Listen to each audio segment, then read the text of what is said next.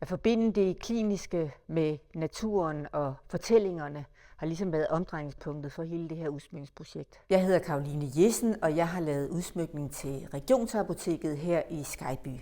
Jeg arbejder grafisk med mønstre, og jeg er ofte god til at få industrielle materialer og blanke flader, kolde flader, kliniske flader til at virke mere poetiske.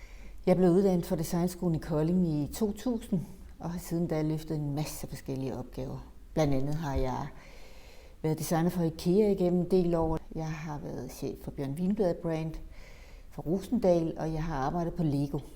De sidste 10 år har jeg beskæftiget mig med natur som designer og fotograf, og jeg har arbejdet med henblik på de nye supersygehuse, hvor jeg synes, naturen skulle ind i de her mere kliniske rammer.